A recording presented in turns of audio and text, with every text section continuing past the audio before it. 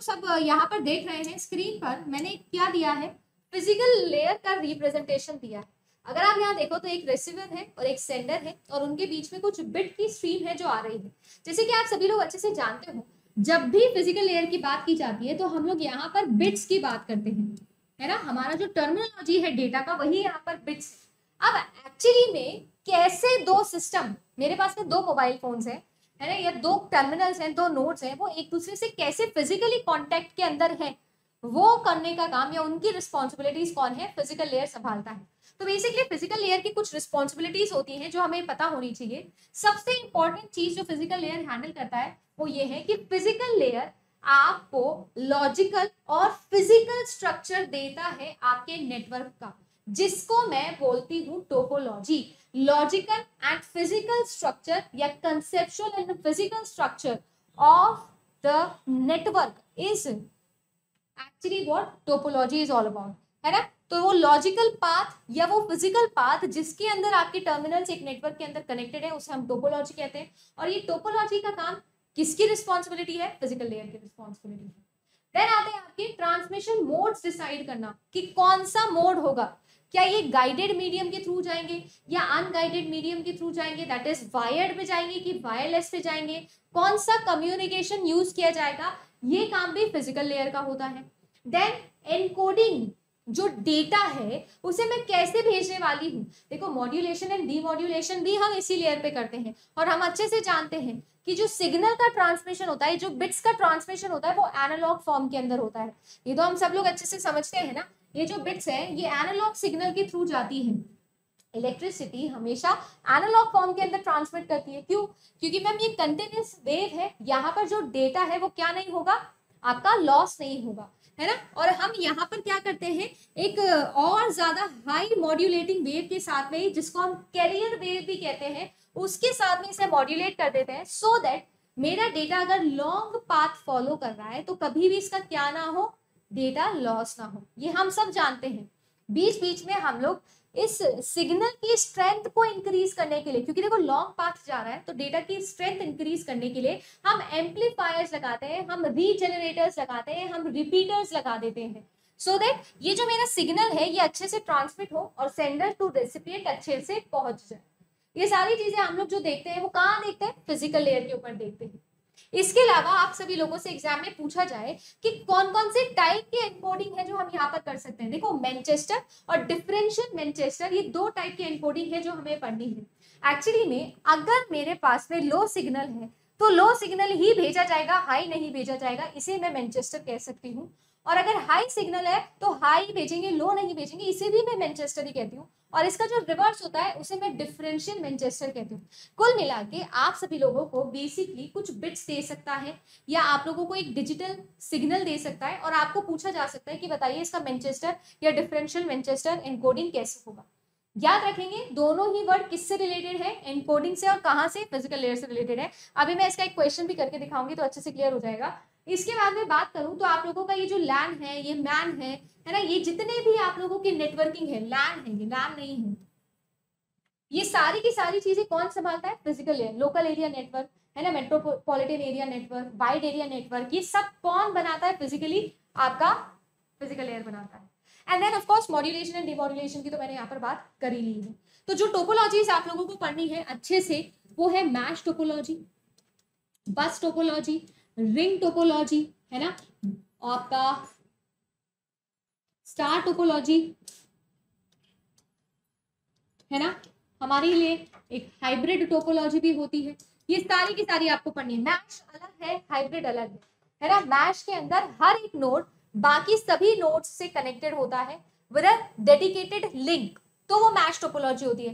Hybrid मतलब होता है दो या दो से ज्यादा टोपोलॉजीज को मिक्स कर देना, ठीक है। मैश टोपोलॉजी के अंदर फॉर्मूला भी जो है वो कंप्लीट ग्राफ का फॉर्मूला लगता है, होप सबको पता होगा, NC2 दैट इज n(n-1/2) ये फॉर्मूला होता है। अगर आपसे मैं बोलूं नंबर ऑफ केबल्स कितने लगेंगे तो आप कंप्लीट ग्राफ का फॉर्मूला लगा के नंबर ऑफ केबल्स निकाल सकते हो। आप लोगों से एग्जाम में पूछा जाता है कि ऐसा कौन सा नेटवर्क है, ऐसा कौन सा टोपोलॉजी है जो यूजुअली हम ईथरनेट केबल के साथ में यूज करते हैं या ईथरनेट प्रोटोकॉल में यूज करते हैं, जो IEEE स्टैंडर्ड 802.11 में है। वो क्या है? वो है आपका बस टोपोलॉजी। इसके अलावा हम लोग टोकन रिंग भी यूज करते हैं। इसके अलावा हम सभी लोग आपका FDDI भी यूज करते हैं। तीनों एक ही बात है ना। आपका FDDI हो जाए, fibre distributed data interface, then आप लोगों का टोकन रिंग हो जाए, देन आप लोगों का बस टोपोलॉजी हो जाए, या जिसको हम ईथरनेट भी बोलते हैं। ये तीनों के तीनों ही हमारे लिए किसके लिए यूज आते हैं? लैन नेटवर्क के लिए यूज आते हैं। लोकल एरिया नेटवर्क के लिए यूज आने वाले तीनों टोपोलॉजीज आपकी रहती है। हाँ जी, एक पैटर्न में जो होता है ना कि हाई तो हाई, लो तो लो, वो जो है वो आपका बिल्कुल मोहित बिल्कुल ठीक मैनचेस्टर होता है। That is what I am trying to define. बिल्कुल सही बात है, ठीक है। अब कौन सी लेयर पे कौन सा डिवाइस इस्तेमाल हो रहा है ये भी इंपॉर्टेंट है। तो यहाँ पर एक्चुअली में कौन कौन से फिजिकल डिवाइसेस या फिजिकल रिसोर्सेज मुझे लगने वाले, वो सारी चीजें भी फिजिकल लेयर पे डिसाइड होती हैं। सारी की सारी चीज फिजिकल लेयर पे डिसाइड होती है।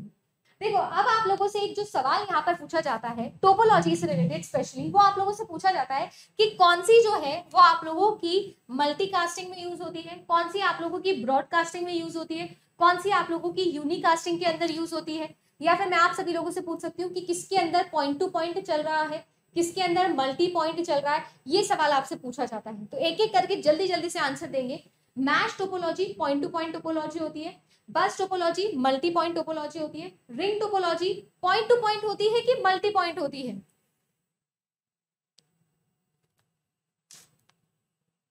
Ring topology. देखो, मैं इनको बना के टाइम नहीं वेस्ट करूंगी, आप सब लोग जानते हो क्या होती है रिंग टोपोलॉजी, है ना। इस तरीके से कैसी दिख रही है? अरे पॉइंट टू पॉइंट दिख रही है क्या? पॉइंट टू पॉइंट दिख रही है क्या? ठीक है, पर टोकन रिंग जो है वो पॉइंट टू पॉइंट नहीं होती है, टोकन के थ्रू ही काम होता है वहां पे। अब आप स्टार टोपोलॉजी की, स्टार्ट नहीं है, स्टार टोपोलॉजी की स्टार टोपोलॉजी कहां पर यूज होती है? तो ये भी याद रखेंगे कि जो स्टार टोपोलॉजी है वो यूजुअली आप लोगों की ब्रॉडकास्टिंग के अंदर यूज की जाती है। इसके अलावा हाइब्रिड टोपोलॉजी हम हर तरीके से लगा सकते हैं, तो इसके लिए स्पेसिफिकली नहीं बोल सकते कि मल्टी पॉइंट होगा या पॉइंट टू पॉइंट होगा। अच्छा, एक और सवाल आप लोगों से एग्जाम में पूछा जा सकता है कि जो ब्रॉडकास्टिंग है, ये जो ब्रॉडकास्टिंग है और ये जो मल्टीकास्टिंग है, इसमें डिफरेंस क्या होता है? ये ब्रॉडकास्टिंग में और मल्टीकास्टिंग में डिफरेंस क्या होता है? देखो, ब्रॉडकास्टिंग का मतलब ये है without any distinction, without any distinguishion आप लोग सबको डेटा भेज दो। मल्टीकास्टिंग के अंदर आप सिर्फ और सिर्फ सिलेक्टेड लोगों को ही मैसेज भेजते हो। This is your multicasting and broadcasting difference, ठीक है। आपसे पूछा जाए सबसे ज्यादा कॉस्टली कौन सी टोपोलॉजी है, तो मैश टोपोलॉजी। ये सब लोग जानते हैं, इसमें मुझे बताने की जरूरत नहीं है, ठीक है जी, ठीक है। मल्टी पोर्ट टोपोलॉजी जो आपकी बहुत ज्यादा एक्सपेंसिव हो, उसे हम लोग स्टार टोपोलॉजी कहते हैं, ठीक है जी, जो ब्रॉडकास्टिंग के अंदर इस्तेमाल की जाती है, जैसे कि स्टार टोपोलॉजी ब्रॉडकास्टिंग के अंदर इसे यूज किया जाता है। तो ये सारे सवाल ऐसे हैं जो पिछले साल के बने हुए हैं, एक एक करके इनको समझ लीजिए, एग्जाम में आते हैं, ठीक है। नंबर ऑफ केबल्स यूज आप लोगों से पूछा जा सकता है, तो सबका स्ट्रक्चर आपको पता होना चाहिए, आराम से आप लोग निकाल सकते हो नंबर ऑफ केबल्स कितने होंगे। कभी भी एग्जाम में कभी भी अटक जाओ ना, अगर n नंबर ऑफ केबल्स या n नंबर ऑफ टर्मिनल्स के लिए केबल पूछे हैं, आप उस n की वैल्यू लेट कर लिया करो। आपको फॉर्मूला याद नहीं आ रहा तो ऐसा नहीं है छोड़ के आ जाना है। आप मान लो कि मेरे पास में 4 टर्मिनल है और उनकी रिंग टोपोलॉजी बना के देख लो, या मैश बना के देख लो, या फिर बस बना के देख लो, आपको अपने आप समझ में आ जाएगा कि कितने नंबर ऑफ केबल्स रिक्वायर्ड है। छोड़ के नहीं आ रहा है एग्जाम के अंदर, क्वेश्चन बना के देख लो ना। सबके स्ट्रक्चर्स तो पता ही है, नाम उनके स्ट्रक्चर के बिहाफ पर ही बनाए हैं, तो सबको पता है कितने स्ट्रक्चर्स हो सकते हैं।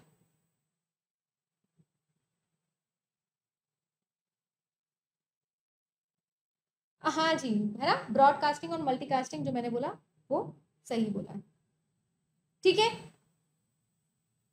अब अगर मैं आप लोगों से बोलूं कि रिलायबिलिटी किसकी हाई होगी, तो देखो भाई, रिलायबिलिटी जो है सबसे इंपॉर्टेंट बात ऐसी है जिसमें जितने ज्यादा केबल वो उतनी ज्यादा रिलायबल, और कोलिजन उसमें सबसे ज्यादा जिसमें एक ही केबल हो, जिसमें जितने कम केबल उसमें उतना ज्यादा कोलिजन के chances. Collision detection and collision avoidance algorithm कहाँ पढ़ते हैं मैम? लैंड टोपोलॉजीज में, बस टोपोलॉजीज में पढ़ते हैं। क्यों? क्योंकि एक केबल है, सब लोग मैसेज भेजना चाहते हैं, तो कोलिजन के चांसेस ज्यादा है। तो बस कॉमन सेंस लगाना है, क्वेश्चन का आंसर आपको आता है, बस कॉमन सेंस अप्लाई करके आंसर करके आना है। ठीक है, जल्दीबाजी में आंसर करके आओगे तो कुछ ना कुछ गड़बड़ी करके आओगे, तो वो नहीं करके आना है। ठीक है, आ जाइए नेक्स्ट टॉपिक पर, यानी कि ट्रांसमिशन मोड। ट्रांसमिशन मोड से कैसे सवाल आप लोगों के एग्जाम में पूछे जाते हैं? ट्रांसमिशन मोड में सबसे पहली बात तो आपको पता होना चाहिए, दो तरीके के मोड्स होते हैं, एक आपके गाइडेड, एक आपके अनगाइडेड। अब आप सब लोग अच्छे से जानते हो कि जो गाइडेड मोड होगा वो कैसा होगा, वो ऑब्वियसली बात है कि मैम वायर्स के साथ में होने वाला है। अगर मैं आपसे बोलूं कि स्पीड वायर में ज्यादा होती है या वायरलेस में ज्यादा होती है, तो स्पीड 100% वायर्ड में ज्यादा होगी। क्यों होगी? पॉइंट टू पॉइंट कनेक्शन है। वायरलेस मल्टी पॉइंट कनेक्शन है। क्यों है मल्टी पॉइंट? क्योंकि मैम वो रेडियो ट्रांसमिशन से हो रहा है, या बेसिकली ईएम वेव्स के ट्रांसमिशन से हो रहा है, इलेक्ट्रोमैग्नेटिक वेव ट्रांसमिशन से। इंफ्रारेड यूज किया जा रहा है, या रेडियो कम्युनिकेशन यूज किया जा रहा है, तो वहां पर स्कैटरिंग होने के चांसेस ज्यादा हैं डेटा के। ठीक है जी, तो जो सिग्नल आप लोगों का रिसीव करने वाला पॉइंट है ना, जिसको हम लोग रिसीप्टर के पास में लगाते हैं,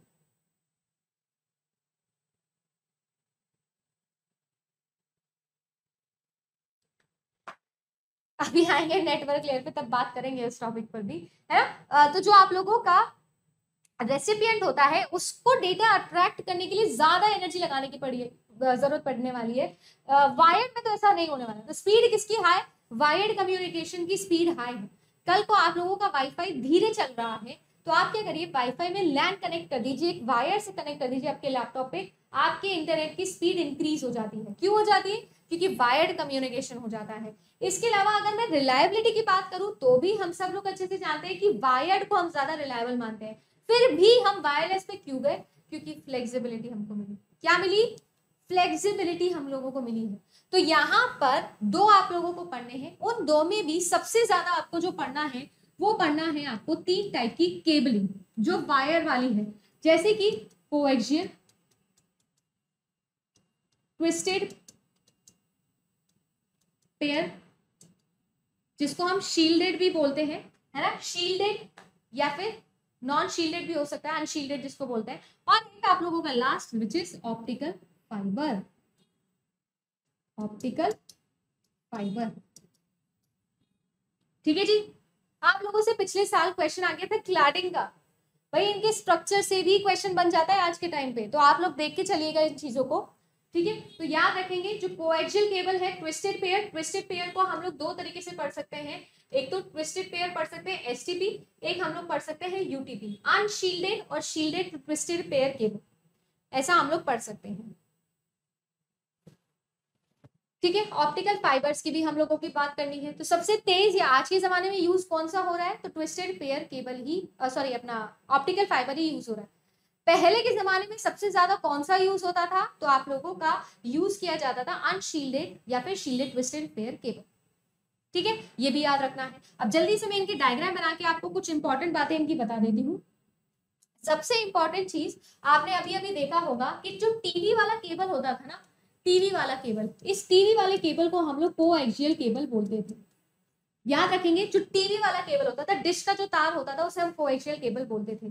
ये जो कोएक्सियल केबल है, ये पहले के जमाने में बहुत ज्यादा यूज किया जाता था। यहाँ पर एक सिग्नल एक समय पर ही जा सकता था। ठीक है, और वो सिग्नल यूजुअली बेसबैंड सिग्नल होता था, हेवी सिग्नल होता था। इसकी जो परफॉर्मेंस है वो बहुत अच्छी थी, कॉस्ट इसकी बहुत कम थी, इसलिए हम लोग इसे यूज करते थे, है ना। जितना लंबा डिस्टेंस उतना बढ़िया ये काम करता था। ठीक है, वेरी बेसिक, वेरी सिंपल, बस इतना याद रखना है कोएक्सियल केबल के बारे में। ओके जी, तो कोएक्सियल केबल आप लोगों के एग्जाम में पूछा जाएगा, किसमें यूज होता है? अभी अभी मैंने क्वेश्चन भी दिखाया था आप लोगों को, तो टीवी केबल में यूज होता था, डिश के तार में यूज होता था कोएक्सियल केबल। अच्छा, कोएक्सियल केबल का थोड़ा सा स्ट्रक्चर भी देख लो, क्योंकि पिछले बार ही क्लैडिंग से सवाल बना है, तो भैया इस बार भी बन सकता है। तो देखो, लेयर्स होती है इसकी कुछ, और इनकी 3 लेयर्स है जो हम लोगों को याद रखनी है। सबसे पहली बात, तो जब आप किसी वायर को देखते हो तो आप लोगों को बाहर से वो ब्लैक कलर का दिखता है, जैसे कि ये केबल है। ठीक है, ये तो वैसे HDMI केबल है, तो बहुत छोटा सा केबल है, पर आप लोग इसको देख सकते हो ना कि ब्लैक कलर का सबसे पहले तो एक शील्ड, एक कोटिंग दिखती है हम लोगों को, जिसको हम प्लास्टिक कवर भी बोल सकते हैं। दिस इज नथिंग बट एक प्लास्टिक कवर आप लोगों का होता है सबसे बाहर वाला। है ना। सबसे पहले प्लास्टिक कवर होता है, उसके अंदर हमारे पास में एक लेयर होती है, और ये जो लेयर होती है इसे हम लोग इंसुलेशन के लिए यूज करते हैं। किसके लिए यूज करते हैं? बेसिकली एक अंदर मेरे पास में एक और लेयर होती है, इस लेयर को मैं इंसुलेशन पर्पस के लिए यूज करती हूँ। क्यों भाई? करंट फ्लो करने वाला है, तो इंसुलेशन लेयर, ये इंसुलेटिंग लेयर हम लोग यूज करते हैं। इसके अंदर जो मेरे पास में लेयर होती है ना, वो मेरी एक्चुअल लेयर होती है, जो कि किसकी बनी हुई होती है? सेमीकंडक्टर की बनी हुई होती है। किसकी बनी हुई होती है? सेमीकंडक्टर की बनी हुई होती है। समझ में आ रहा है? और इसके अंदर फाइनली मेरे पास में क्या होता है? मेरा कॉपर वायर, इसके अंदर हमारा क्या लगा हुआ होता है? कॉपर वायर लगा हुआ।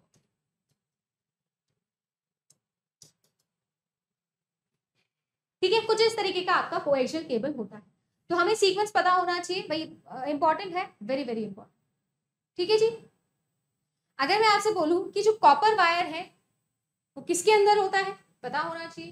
किसका क्या काम है, पता होना चाहिए। सिंपल है, इतना कुछ बड़ा लॉजिक नहीं है, बस याद रखिए। इसके अलावा जो सवाल आप लोगों का बना था, जो मैं बार बार बोलूं ना, क्लैडिंग, वो बना था आप लोगों का ऑप्टिकल फाइबर से। तो एक बार ऑप्टिकल फाइबर का भी स्ट्रक्चर देख लो। अब देखो ऑप्टिकल फाइबर में सबसे पहली चीज तो आप लोगों से पूछा जाता है ये किस पर काम करता है, तो टोटल इंटरनल रिफ्लेक्शन पर ही काम करता है। टोटल इंटरनल रिफ्लेक्शन हम सभी लोग जानते हैं। देखो बेसिकली जब भी मेरे पास में दो मीडियम होते हैं जिनकी डेंसिटी में डिफरेंस होता है, यानी कि मान लीजिए कि मैं एयर से वाटर में जा रही हूँ या वाटर से एयर में जा रही हूँ, तो आपको पता है लाइट से हेवी पे जा रही हूँ। तो एक्चुअली में जो मेरी लाइट है, देखो ये मेरा नॉर्मल होता है, ये मेरा क्या है? इंसिडेंट रे है, और मेरे पास में होना चाहिए था यूजुअली ऐसा रिफ्लेक्टिंग लेयर। क्या होना चाहिए था? Reflecting layer. बट ये जो रिफ्लेक्टिंग रे है, इसका एंगल बढ़ते बढ़ते बढ़ते जब कितना हो जाए? 90 डिग्रीज हो जाए, तब क्या होने स्टार्ट हो जाता है? रिफ्रैक्शन स्टार्ट हो जाता है।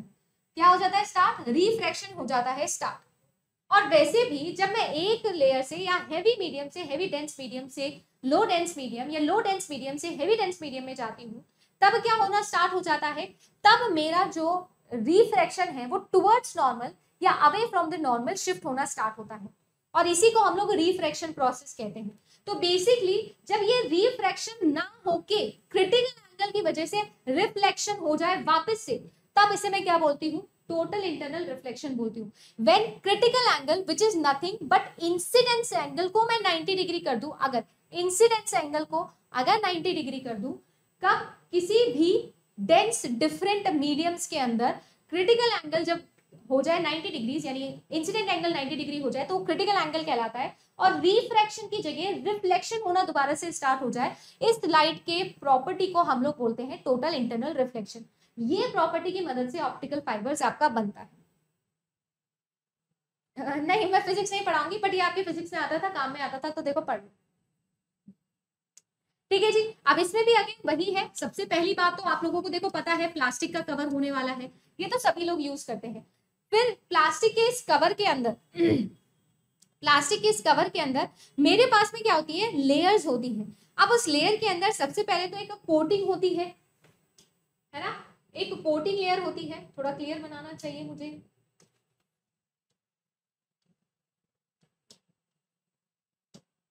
और ये कोटिंग किसके लिए की जाती है? ऑफ कोर्स इंसुलेशन के लिए की जाती है। इस कोटिंग के अंदर मेरे पास में क्लैडिंग होती है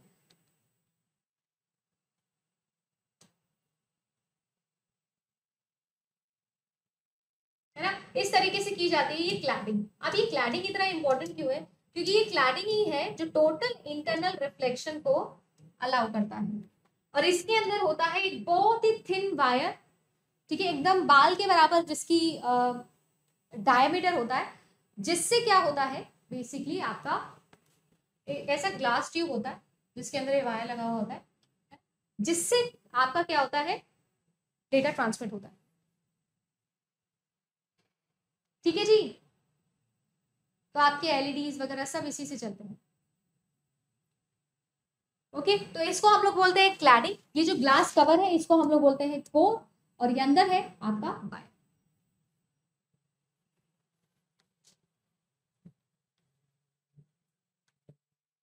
ओके, समझ में आ गया? तो क्लैडिंग पर पिछली बार सवाल आया था, क्योंकि ऑब्वियसली क्लैडिंग ही है जो टोटल इंटरनल रिफ्लेक्शन को अलाउ करता है।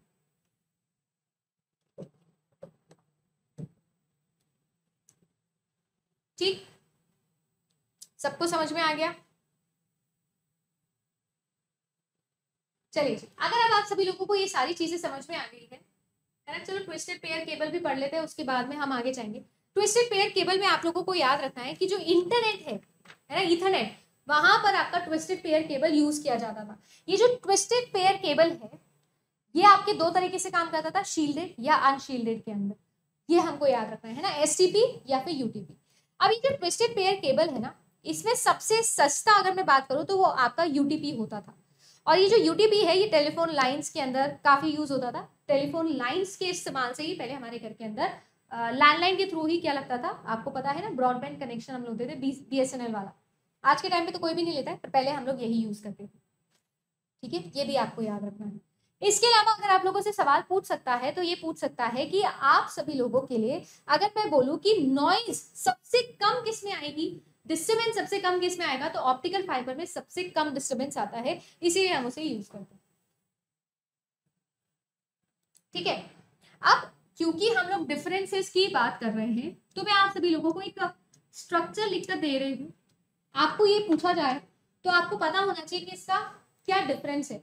जैसे कि आप सभी लोग अच्छे से जानते हो कि अब हम लोग जो है वो किस पे आ गए हैं, 1 Gbps वाले सिग्नल पे आ गए हैं। जो ईथरनेट है उसकी स्पीड अगर पूछा जाए तो अब वो कितने हो गई है, 1 GB तक हम लोग चले गए। जब वो बनी थी वो 10 Mbps पे थी, आज वो 1 GB तक पहुंच गई है, आने वाले समय में 100 Gbps पर भी पहुंच जाएगी। बट ये जो सिग्नल स्ट्रेंथ है ना, ये आपकी यूटीपी की सिग्नल स्ट्रेंथ थी, इतना हम लोगों ने स्टार्ट किया था। यहाँ पर ये जो 10 है इसका मतलब होता है 10 Mbps, 10 मेगाबिट्स पर सेकेंड। ये जो बी है ये हम लोग यूज करते हैं बेस बैंड के लिए। देखो, बेस बैंड और ब्रॉडबैंड दो वर्ड है, हमेशा याद रखना। हो सकता है आपको थोड़ा ज्यादा डिटेल लगे इसमें, बट याद रखना, एक होता है बेस बैंड सिग्नल और एक होता है ब्रॉडबैंड। ब्रॉडबैंड जो होता है वो एक्चुअली में क्या होता है, हम लार्जर स्पेक्ट्रम ऑफ जब सिग्नलिंग करना चाहते हैं तो ब्रॉडबैंड यूज करते हैं, एक के साथ दूसरा पी, तीसरा पी, बहुत सारे एक साथ। बेस बैंड सिग्नल जो होता है वो सिंगल ही होता है। बेस बैंड हैवी सिग्नल कहलाता है क्योंकि वो अकेला ट्रैवल करता है। ठीक है, तो हम यही यूज करना पसंद करते हैं। ठीक है ना, तो one signal at a time in a wave is called as base band signal. कोई कोलिजन ही नहीं होगा। ब्रॉडबैंड के अंदर कोलिजन के चांसेस है, ऑब्वियसली वो ज्यादा सस्ता पड़ेगा, ये थोड़ा महंगा पड़ेगा क्योंकि एक बार में एक ही सिग्नल लेके जा रहा है, बट याद रखिएगा। फिर आता है आप लोगों का ये टी, और एक्चुअली में हम टी को यूज करते थे 100 के लिए। टी को किसके लिए यूज किया जाता था, 100 के लिए यूज किया जाता था। तो बेसिकली कहा जा रहा है 10 Mbps बेस बैंड सिग्नल है जो कि 100 मीटर तक जाएगा, एक बारी में 100 मीटर तक का डिस्टेंस कवर कर सकता है, ये इसका मतलब होता था। अब यहाँ पर मैं वैल्यू चेंज कर दूं तो आप लोग चेंज कर देना। जैसे मैं 100 बेस टी लिख दूं तो आपको पता होना चाहिए क्या होता है, 100 बेस एम लिख दूं तो पता होना चाहिए था कि वो किस में पहुंच जाएगा, किलोमीटर्स में पहुंच जाएगा। ऐसे वैल्यूज इंक्रीज होती जाती। ठीक है, बेस बैंड समझ में आ गया, ब्रॉडबैंड समझ में आ गया। अब बिट रेट और बॉड रेट पे आ जाते हैं, वो भी काम की चीज है। वैसे तो आप सभी लोगों के लिए देखो जो अनगाइडेड मीडिया में है वो भी इंपॉर्टेंट है, इंफ्रारेड हो गया या रेडियो वेव्स हो गए, ये सारी भी इंपॉर्टेंट है, पर इनसे इतने क्वेश्चंस अभी तक बने नहीं है। हाँ, एक चीज जो आप लोगों के लिए वेरी कॉमन है वो ये है कि आप लोगों से एग्जाम के अंदर ट्रांसमिशन मोड्स पूछे जा सकते हैं, तो आपको पता होने चाहिए सिंप्लेक्स, हाफ डिप्लेक्स और फुल डिप्लेक्स होते हैं, है ना। और वो मुझे लगता नहीं कि आपको बताने की जरूरत है, आप सब लोग अच्छे से जानते हो कि वो क्या होते हैं, वो मुझे नहीं लगता कि हमें डिस्कस करने की जरूरत। किसी को कोई डाउट है तो वो डाउट पूछ सकता है। तो हम लोग बिट रेट और बॉड रेट पे आ जाएंगे और फिजिकल लेयर आपकी कंप्लीट हो जाएगी। ठीक है, एनकोडिंग डिकोडिंग से। चलिए जी, तो एनकोडिंग डिकोडिंग आ जाती है थोड़ी सी। अभी हमने पढ़ा मैनचेस्टर और डिफरेंशियल मैनचेस्टर, दो तरीके की एनकोडिंग हम लोग पढ़ने वाले हैं। देखिए, एनकोडिंग के अंदर मैनचेस्टर और डिफरेंशियल मैनचेस्टर में सबसे इंपॉर्टेंट चीज तो ये है, जो मैनचेस्टर होता है जैसा हमने बोला वो एक ही पैटर्न फॉलो करता है। अगर हाई सिग्नल ट्रांसमिशन है तो हाई रहेगा, लो सिग्नल ट्रांसमिशन है तो लो ही रहेगा। तो one pattern at a time.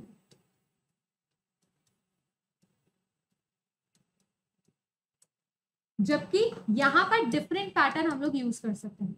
अब इन्हें शो करने के लिए मेरे पास में दो रूल्स होते हैं, एक तो IEEE ने बनाया है जो यूजुअली हमारे स्टैंडर्ड्स बनाता है, और एक बनाया था थॉमसन ने। दो तरीके से हम क्या कर सकते हैं, एनकोडिंग डिकोडिंग कर सकते हैं। दो रूल्स है मेरे पास में, दो रूल्स है ना, या दो स्टैंडर्ड। IEEE का स्टैंडर्ड है, IEEE का स्टैंडर्ड है और थॉमसन स्टैंडर्ड है। देखो यहाँ पर हमें बिट्स को शो करना है तो 0 और 1 को शो करना है।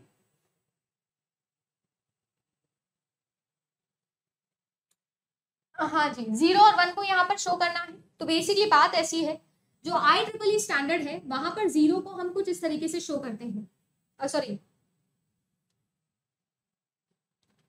IEEE स्टैंडर्ड जो होता है उसके अंदर हम लोग जब शो करते हैं ना, तो हम कैरियर सेंस भी शो करते हैं, कुछ इस तरीके से हम लोग शो करते हैं। वेयर एज अगर थॉमसन रूल की मैं बात करूं ना, तो वहां पर हम सिर्फ इस तरीके से यूज करते हैं, हम ड्रॉप लाइन नहीं लेते वहां, ठीक है, ड्रॉप लाइन नहीं लेते।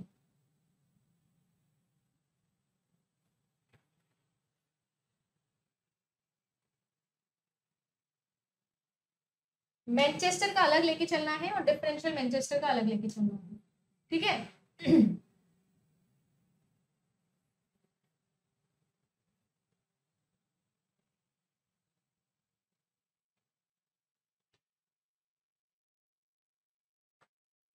ठीक है, तो एनकोडिंग एंड डिकोडिंग ये डिजिटल टू डिजिटल ही हो रही है, ऐसा कोई डिफरेंस नहीं आ रहा है इसके अंदर, ठीक है जी। अब डिफरेंशियल मैनचेस्टर की अगर हम लोग बात करें, तो डिफरेंशियल मैनचेस्टर के अंदर जो 0 लिखा है उसको आप 1 में देबल कर दीजिए, और जो 1 लिखा है उसको 0 में कर दीजिए। कुल मिला के बात ऐसी है कि एज के साथ में जो है वो IEEE स्टैंडर्ड काम करता है।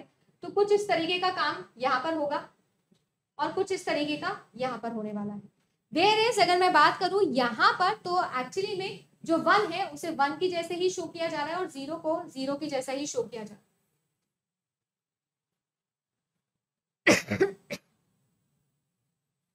ठीक है, देयर इज नो डिफरेंस। आप लोगों से पैटर्न पूछे या ना पूछे, बट डेफिनेटली आप लोगों से ये पूछा जा सकता है कि मैनचेस्टर और डिफरेंशियल मैनचेस्टर काम किस तरीके से करता है, तो हमको पता होना जरूरी है। इसके बाद में आप लोगों से एक और चीज जो फिजिकल लेयर में पूछी जा सकती है, वो पूछी जा सकती है बिट रेट और बॉड रेट के बारे में।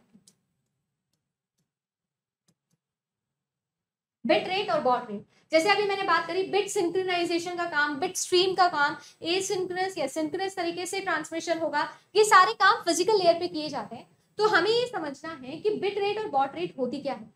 बिट रेट को कभी कभी अगर आप लोगों को याद हो, तो हम सभी लोग बैंडविड्थ के नाम से भी जानते हैं कि एक पर यूनिट टाइम हम कितने नंबर ऑफ बिट्स को एक साथ भेज सकते हैं किसी एक सिग्नल पर, वही हमारा बैंडविड्थ होता है, या उसी को हम लोग थ्रूपुट भी कह सकते हैं, ठीक है।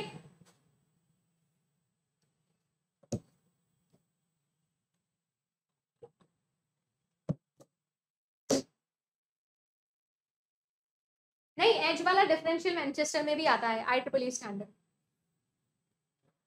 बिट रेट और बॉड रेट दोनों में आता है, ठीक है, एक बार चेक करिए आप, ठीक हो, ठीक है जी। तो मैंने अभी जो समझाया आपको, वो बैंडविड्थ समझाया, थ्रूपुट समझाया, और आप लोगों के लिए इसको ही कभी कभी हम लोग बिट रेट भी बोलते हैं। तो बिट रेट एक्चुअली में और कुछ है नहीं, bit rate is basically number of bits per unit time. अब यहाँ पर यूनिट टाइम हम लोग सेकंड्स ले सकते हैं, तो सेकंड लेते हैं। और जो बॉड रेट होती है वो होती है नंबर सिग्नल्स, या फिर नंबर ऑफ, आप लोगों से ये भी पूछा जा सकता है नंबर ऑफ एलिमेंट्स पर, या नंबर ऑफ बिट्स पर सिंबल, ये आप लोगों से पूछा जा सकता है। नंबर ऑफ बिट्स पर सिंबल, इसको कैपिटल बी से शो करते हैं, इसको स्मॉल बी से शो कर सकते हैं, या फिर इसको कैपिटल आर से शो कर सकते हैं, इसको स्मॉल आर से शो कर सकते हैं, दोनों एक ही बात, ठीक है जी। एक को कैपिटल और एक को स्मॉल।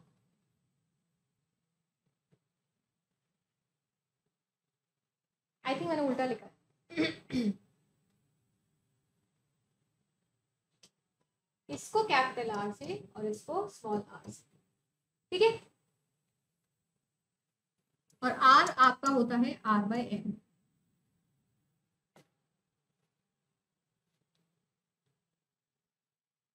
ठीक है, जहां पर n जो है वो ऑब्वियसली होगा क्या, आप लोगों के नंबर ऑफ बिट्स पर सिंबल। ठीक है। यूजुअली नंबर ऑफ बिट्स जो है वो 2 की पावर n से हम लोग निकाल सकते हैं, पर ये अलग अलग के अंदर अलग अलग होता है। ठीक है। बिट रेट बॉड रेट का एक सवाल आ सकता है, प्लीज इसे याद रखिएगा, इंपॉर्टेंट।